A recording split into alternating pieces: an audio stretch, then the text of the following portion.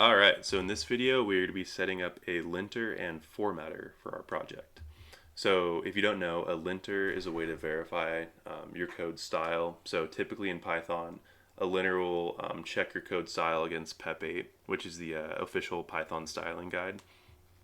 And you don't have to use a linter if you're working on a solo project and it's just you and you understand your code. You don't have to use it, but if you're working with other developers on, like, if you're open sourcing a project or whatever, some kind of shared code base, linting is good because it helps keep your code readable and consistent. And it can also find some logical bugs, syntax errors, inefficient code, etc. And a formatter is a way to automatically format your code to follow a consistent style. So this is more concerned with the appearance of code, so things like indentation, spacing, line breaks, things like that, it'll automatically fix them for you. So we are going to be using rough. So there's a lot of different formatters and linters you can use in Python. I like rough the best. It's fast, it's really simple to set up. And yeah, let's see how we do it. So the first thing you're going to do is install rough. So simply do pip, I can never spell, pip install rough. Hit enter. I already have rough, but if you don't have rough, it'll take a moment, and then you will have rough. What we need to do is create a configuration file for rough. So we want to be in the root of our project, which we are in. I'm going to do code rough.toml. That's toml. I don't really know how you say that. Regardless, I am going to copy and paste this, but I will put it in the description as always. And this is a really simple configuration file for rough, but basically this is saying if a line is longer than 79 characters, throw a linter error, and then this is just saying use all the default rough configuration settings. Anyways, we save this, and now you're ready to go. You can do rough check to run the linter.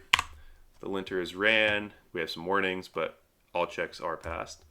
Wonderful. And we can also do rough format to run the formatter. And it says 5 files left on change. We have some warnings, but it works. So at the bare minimum, that's so you can set up rough and use it manually. Super easy. But we can do a little more than that. So the first thing we can do is set up rough to run as a pre-commit hook. So a pre-commit hook is a script or command that'll run automatically before a commit is made to the repo. Or it runs when we commit.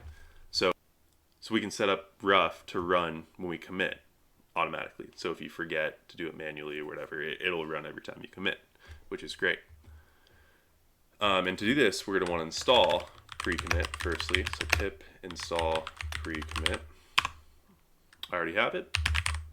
And then we are going to, again, want to be in the project group.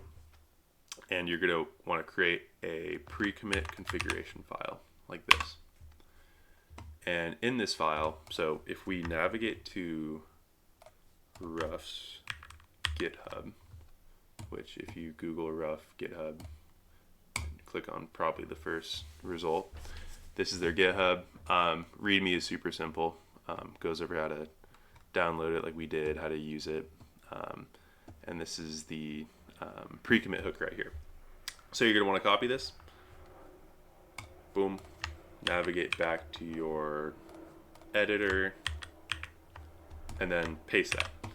And at the top, you're also going to want to include this line right here, repos.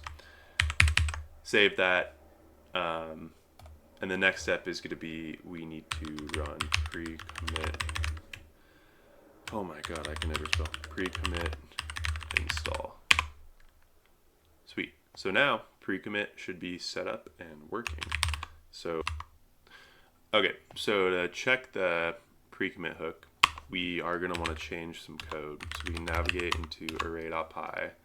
We just add a space, and then we're going to do git add array.py, and then git commit with the message of array space. Press enter, and we can see that on commit, our pre-commit hook ran. So for some reason this failed, but the formatter passed, and we have these warnings, which I should probably suppress later, but those don't matter. So yeah, the pre-commit hook works now. And another thing we can do is set up rough to run in GitHub Actions. So to do this, we're going to want to change back to the root directory, and then we can change into our GitHub workflows. GitHub workflows. So we just have the PyTest. We made that in the prior video or two ago. So we'll create a new workflow and we'll call it rough.yaml. So if you navigate back to Rough's GitHub, so right below the pre-commit hook, we have the GitHub action. So we can just simply copy this, navigate back to our editor, paste it, and there we go. Now that we have this, you're gonna want to, we can do a git status. So we're gonna want to add rough.yaml to GitHub so the workflow will run. Git add rough.yaml. I guess we should also add array.py. And then I think we'll have some errors on the commit. Rough.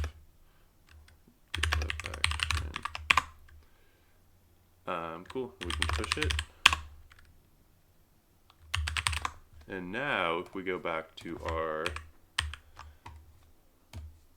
GitHub repo, we can see that this has been pushed and it's pending, and PyTest is running like before, but now we also have rough running. So, and it passed. So now rough is ran when we push code or if somebody makes a pull request.